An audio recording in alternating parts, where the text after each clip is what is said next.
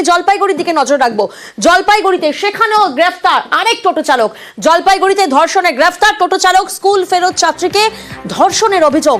বেড়াতে নিয়ে যাওয়ার নাম করে অজ্ঞান করে ধর্ষণ করা হয়। মুখ খুললে মেরে ফেলার হুমকি দেওয়া হয় সেই ছাত্রীকে।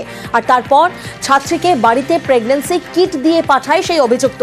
জানাজানি হতেই টোটো চালকের কীর্তি ফাঁস। ধৃতের 4 দিনের পুলিশ হেফাজতের নির্দেশ। হঠাৎ করে একদিনকে ওকে উঠে নিয়ে গেছে, কোথায় নিয়ে গেছে আমরা জানি না। এখন মেয়েটাকে নিয়ে গিয়ে অনেক কিছু ঘটনা করছে, তারপরে মেয়েটা অজ্ঞানও হচ্ছে। ওকে জল টল ঢাইলে টলে নিয়েও আসছে, এসে বাড়িতে রাখছে। আমার বাড়ির সামনে নামাই দিছে।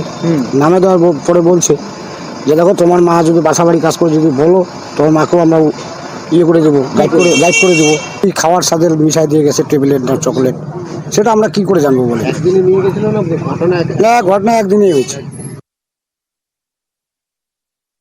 বাচ্চাটা স্কুলে যাচ্ছিল, তখন হচ্ছে ও বাচ্চাটাকে একটা চকলেট দেয়।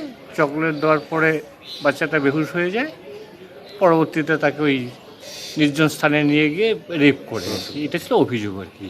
আর সেটা হচ্ছে ওমেন পিএইচডি আছে, আর ওরা আজকে প্রোডাকশান দিছে। পুলিশ কাস্টডি প্রেয়ার ছিল 5 দিনের, লাইনের কোর্ট 4 দিন অ্যালাউ করছে।